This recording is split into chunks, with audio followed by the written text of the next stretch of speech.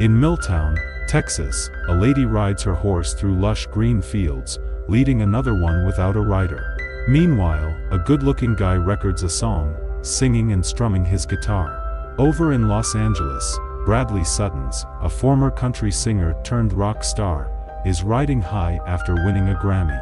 He's being honored and interviewed with his fiancée Catherine Mann on national TV. Catherine, a famous movie star, spotted Bradley's talent back in Nashville, but she humbly deflects credit for his success. On the opposite coast, Sarah walks into her house and catches Bradley's engagement news on TV. She, an old pal of Bradley, feels genuinely happy for him. She offers her congratulations, reminiscing about their childhood nickname for him, Brad Bird. James, the local bank president, arrives at Sarah's house, and she greets him politely. James has been trying to reach Sarah, who's been dodging his calls and emails. Despite her best efforts to deflect, James finally brings up the looming deadline for her mortgage payments. If she can't meet it, he'll have to sell her ranch. Sarah explains to him that she's been waiting for someone to finance her ranch and needs more time. Even though James has already given her 6 months, he agrees to extend it by another month before taking further action. They agree on it and shake hands. When James sees a man on TV, he realizes he's from Milltown. Sarah tells him it's Bradley Suttons, who lived next door until he was 13. James remembers that Bradley's parents died in a car crash. He wonders if Sarah knew him well, and she jokes that she was married to him. Later that night, Sarah finds a ring in a box of her old stuff. She remembers the day of Bradley's parents' funeral when they were in her family's barn. Bradley was upset about moving away and feeling alone without family. Young Sarah tried to comfort him. Their buddy Adam came searching for them when Sarah got an idea. She suggested Bradley marry her so she could be part of his family. Bradley, taken aback, reminded her they were just 13 and couldn't tie the knot. But Sarah, unfazed by rules, claimed authority in her barn. Adam, with a pastor dad, pitched in to officiate their makeshift wedding. Now, in the present, Sarah grins at her ring, reminiscing. She decides to pen a letter to Brad Bird in Los Angeles. Catherine's PR team pushes for a flashy wedding with media and stars, but Bradley opts for a small affair. Catherine agrees. Amidst talk of fan mail, Catherine discovers a hidden letter. Inside lies a diamond ring. As she reads the letter aloud, Bradley recalls Sarah, his childhood spouse who eased his loneliness. The ring, he realizes, belonged to his mother. While discussing Sarah, Bradley recalls his past and realizes he still has his parents' house. He decides to sort it out and asks Catherine to accompany him. However, Catherine's schedule is full, so she suggests Bradley sell the house first, and they can visit after they tie the knot. After Bradley leaves, Catherine's agent isn't thrilled about their small wedding plans in Italy. Catherine assures her she has a plan. In Milltown, Bradley goes to the bank and talks to James about selling the house.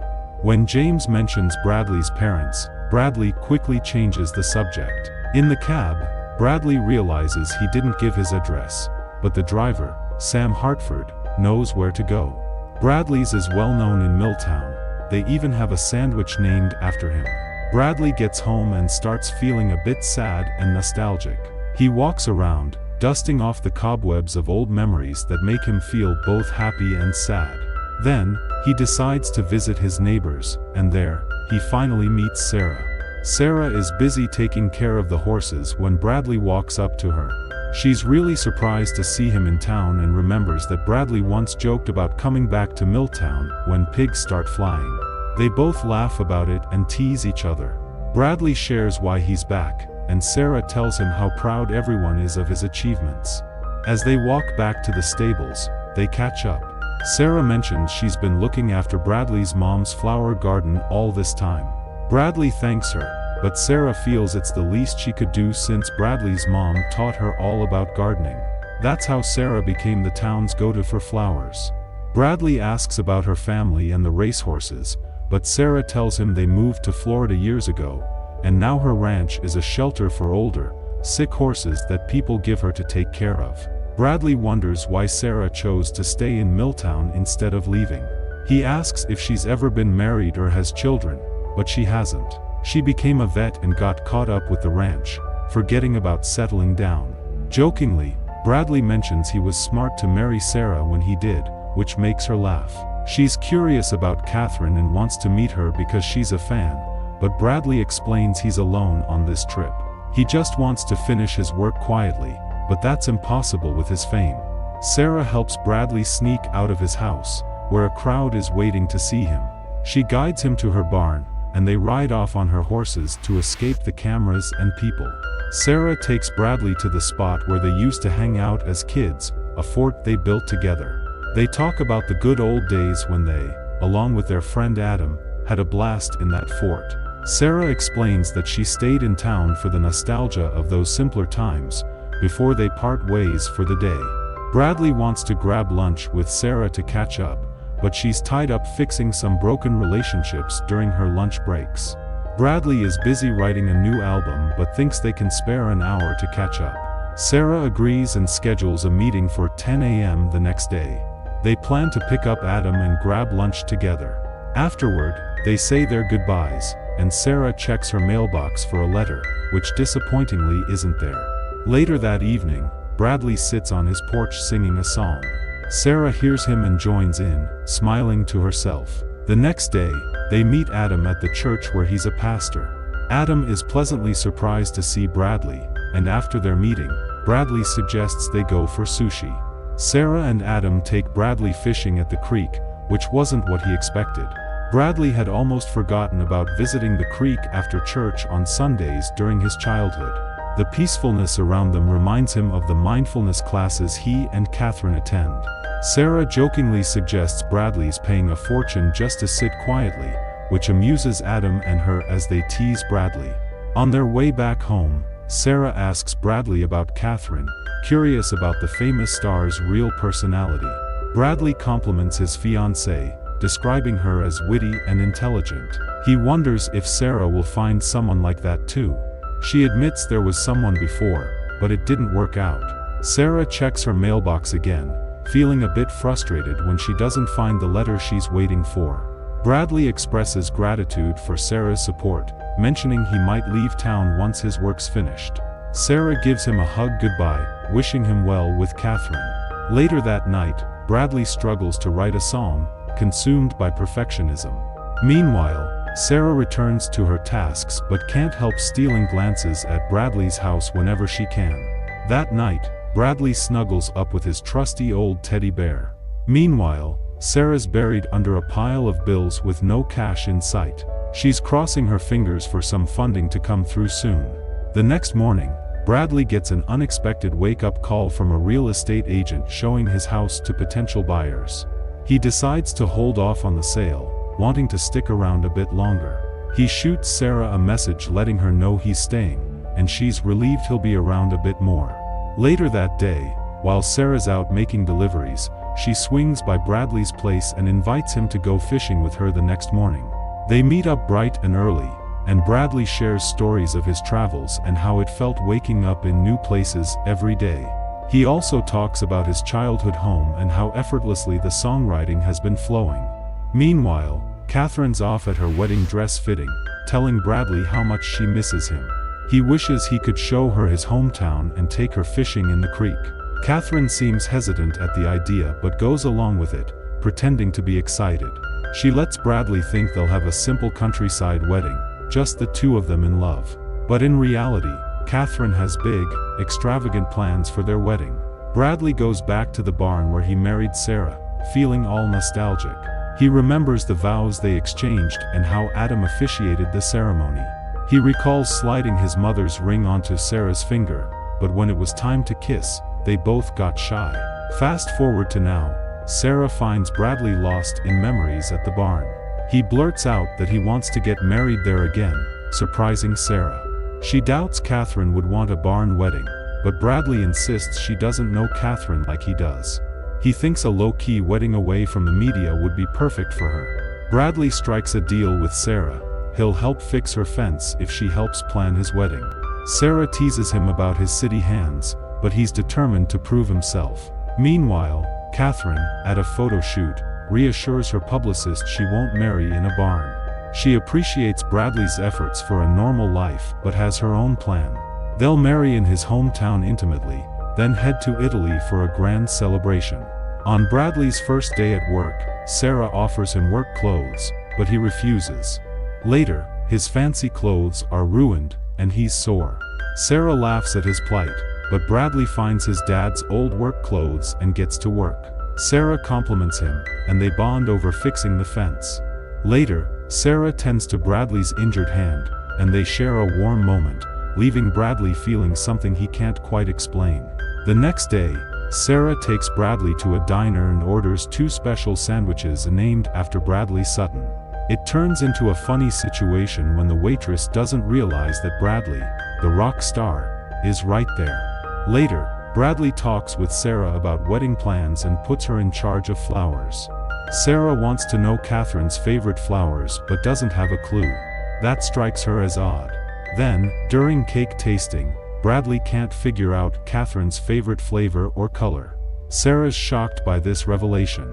The shop owner, Monica, who's a big fan of Bradley and Catherine, reminds Bradley that Catherine is allergic to coconut when he chooses it for their wedding cake, which surprises him. Meanwhile, Catherine has already picked out a cake. Sarah hits another obstacle trying to get a grant to support the ranch, leaving her feeling frustrated and stressed. While they're working on the ranch, Bradley asks Sarah if she enjoys living there alone. Sarah doesn't feel lonely. She's got her horses and dogs, but Bradley doesn't see it that way. She shares her dream of finding true love like her parents have. She won't settle for less. Bradley doesn't think it's easy to find someone you truly care about and share interests with quickly. It takes hard work and compromises. Sarah wants someone who loves her unconditionally, someone to lean on in life. Bradley finds Sarah's romantic ideals unrealistic. He laughs at her belief in a once-in-a-lifetime magical love, teasing her for reading too many romance novels. Despite this, he genuinely hopes she finds her happily ever after because she deserves it. Bradley and Sarah roll up their sleeves and tackle the barn cleanup. They're having a blast, spraying water, playing games, and chuckling the whole time. Later, they head to the woods for a cozy bonfire by the creek. Sarah nudges Bradley to lie down with her, and they chat while gazing at the stars. Sarah praises Bradley's songwriting, noting how his tunes transport her back to his early soulful creations.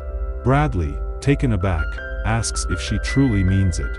He admits that in his world, people often sugarcoat things, never giving him the straight story. Sarah promises to always keep it real. The next day, they're out again. While chatting, Sarah discovers Bradley hasn't discussed starting a family with Catherine, even though they're planning a wedding. She's surprised by this revelation. After grabbing some ice cream, they head to pick up Bradley's wedding outfit. When Bradley tries it on, he feels like it's not quite right. That's when Sarah spots a cowboy hat to finish off his look, and Bradley's totally into it. The saleswoman mistakes Sarah for the bride and insists she tries on a wedding dress too. Sarah can't get a word in, so she plays along. She comes out in this stunning dress, looking amazing. Bradley's blown away by her beauty, thinking she's like a princess.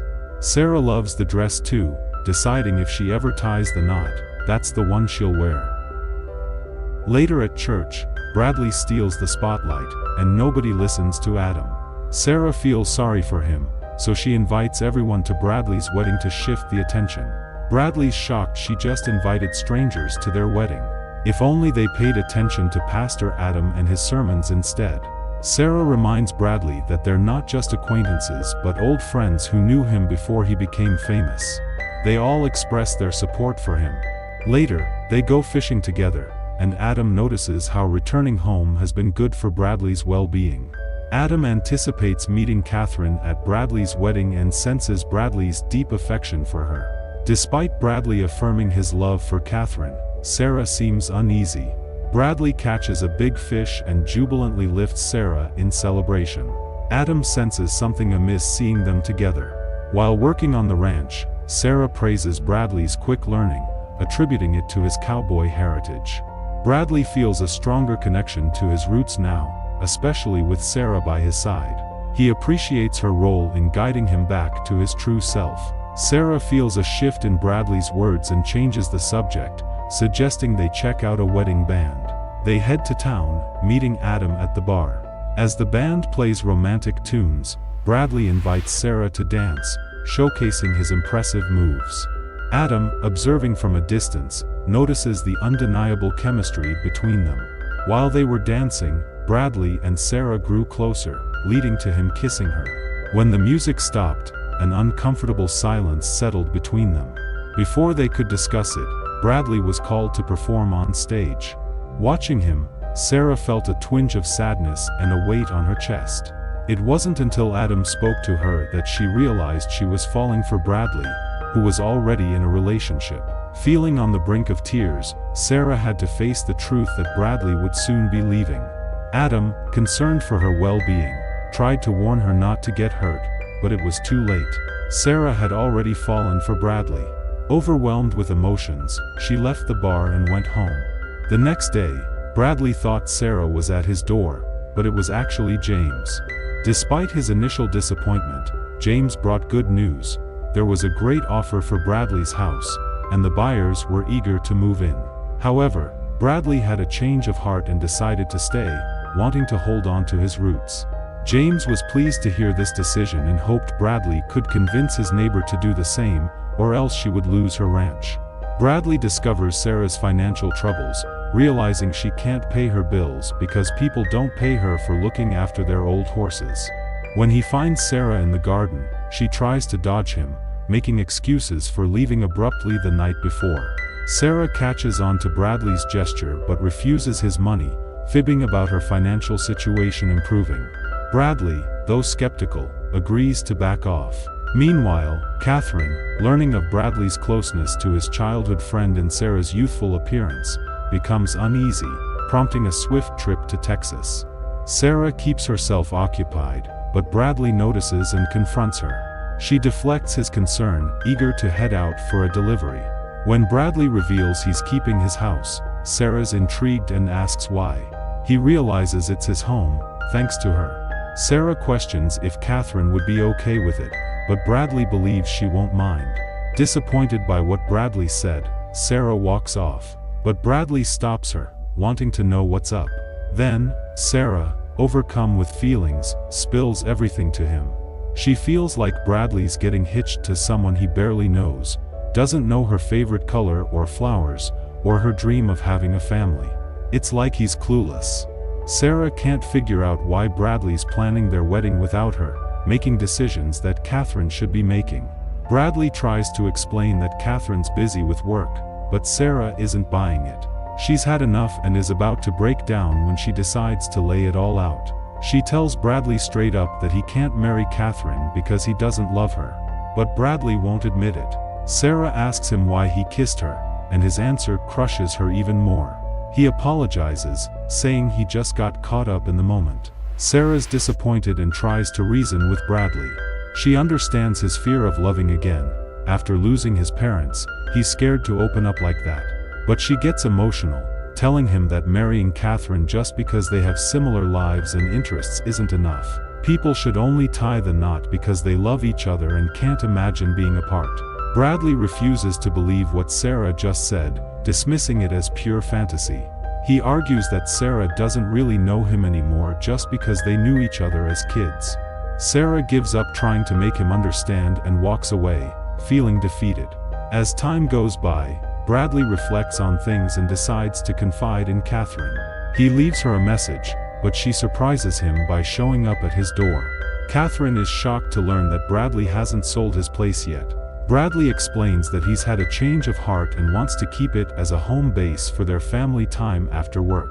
Catherine is taken aback by Bradley's talk of kids and tries to reassure him that they'll have plenty of time to learn about each other once they're married. She agrees with his decision and suggests they celebrate at a restaurant. When Bradley tells Catherine there are no fancy restaurants in town, only a diner, she gets really worried. But Bradley calms her down, saying people usually eat at home.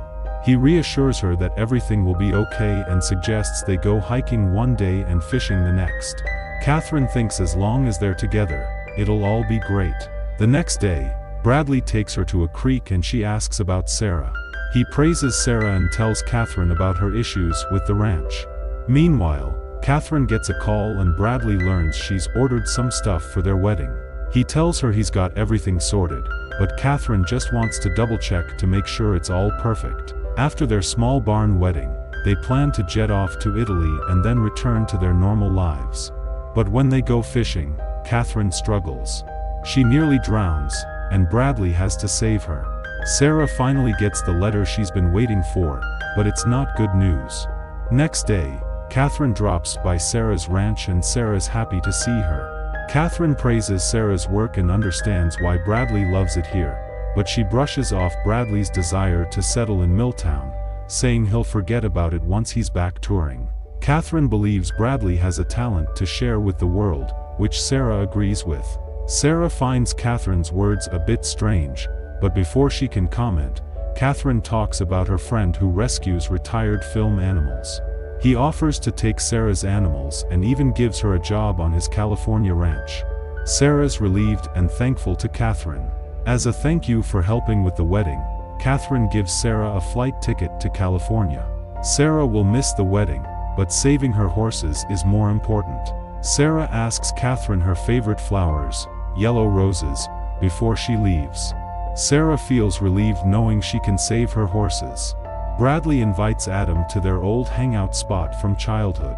He's curious, asking his pastor pal about how people act and they're head over heels in love. He's pondering over how they figure out if they've met the one they want to spend forever with.